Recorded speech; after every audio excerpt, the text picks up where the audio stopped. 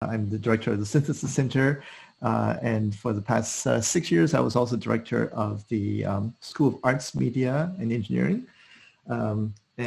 Before that, I was working in the domain of research creation in Montreal, Canada for about 10 years, with a long interest in combinations between what used to be very separate, early education in mathematics, work in activism in California, and then also working with artists and theater people, experimental arts. So after all these years, managed to find some opportunities to make these institutional experiments, making something between a lab, studio, ateliers. So that's what brought me to talk about it.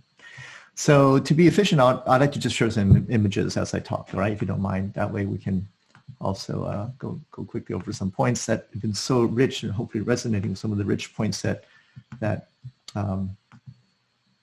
people have been making.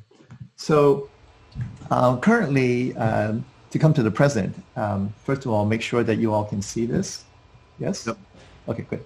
So we've been working with the United Nations Development Program on a series of alternate reality simulations to be deployed in Hanoi, Bangkok. You see the cities up on the screen, Mexico City, for example, and Phoenix as well. So the point is to somehow work with United Nations staff and partners, for example, local governments, national governments, and in NGOs, to see how the UNDP in particular, but also different partners can manage to can move away from conventional ways of making decisions in policy. For example, this idea that we can control a system, that we can actually do linear planning, that we can plan to handle one infrastructure without paying attention to any other infrastructure. We can modularize our work, that we can depend on single point magic bullet solutions, and that we can rely on expertise, when in fact the situations are far more complex than that. So what we're going into is try to think about how to deploy, for example, complex adaptive systems thinking. Some of you have already mentioned that, using, for example, this idea of abduction, making up metrics and measures as we go, or thinking not in terms of control or management, but more thinking in terms of navigation, that the ocean is much bigger than we are, so the best we can do is to navigate. And also thinking in terms of prototyping. How can we try out a few scenarios beforehand?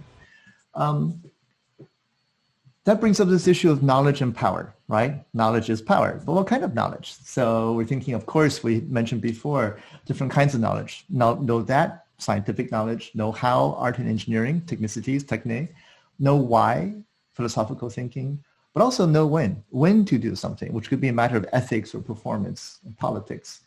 But then there's also this other 99%. What percent of us actually have the privilege of engaging in that kind of practice? What about the rest, 99%? Labor, consumer, or debtor? And this we might think is part of the behind Alan's provocation. There's also politics. These are infernal choices, as Isabel Stenger said. Maybe that's not the only relationship we can have to society, to be a laborer, to work for labor, to be a consumer, or to be a debtor. Okay, let's go even further back. Newton, 1666. So if you talk about knowledge, modern knowledge, there's this famous experiment that Isaac Newton did, right? He took white light, put it through a prism, and out came all these different colors, the dispersion of light, right? This famous experiment at the beginning of modern science, which I could take as kind of as a stand-in for modern science itself, which is knowledge split into specialties. And then they all are very powerful. We need those specialties. But can we do something in reverse? Can we take these different specialties and expertises and then blend them together, amalgamate them again? And so we can use them in different tinted forms, in different techniques that combine fact and value. So not just matters of fact, right, but also matters of value. So what are some of those techniques? Well, we have names for them already, like sense making, which could be multiplying the senses that are at play, nuancing, nudging. Another one is navigating. Another set would be navigating. For example, attuning, orienting, coordinating. So these are just verbs to try out. Now, what about art? So I teach in arts, right? I teach in arts and design, but certainly in the United States context, one of the issues that we see, some of us see, is that when artists try to be relevant or socially impactful, it can reduce to what I call art-splaining, like a pun on mansplaining, right? The artist makes a statement or an object that comments upon society or what is wrong, what is good with society. So I, as an artist with my big ego, make a statement, right? But is there another way? And it's already been mentioned before, thinking of creative practice as a mode of enabling, right? This word which is very powerful.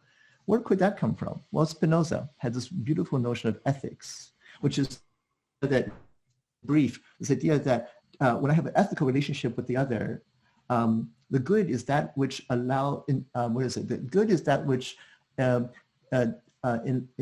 enlarges the other's power of action, which is a beautiful way of putting it, right? So can we think of art as an enabling condition, which brings us to thinking about ecologies and infrastructures. Could there be an art of infrastructure, which requires, of course, a huge amount of technicity, engineering, science, but also humility, which I'll just bookmark with Lao Tzu.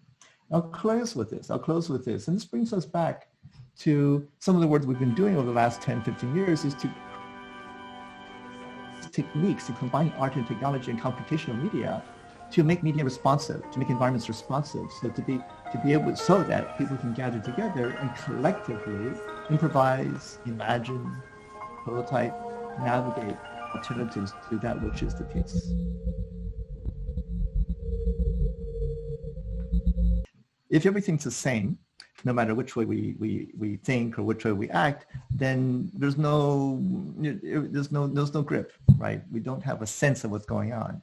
But maybe sense making is the breaking of symmetry, making things not the same. So that's why, for example, when we talk about asymmetries of power or asymmetries of knowledge, when people are gathered together, some are experts and some are not experts,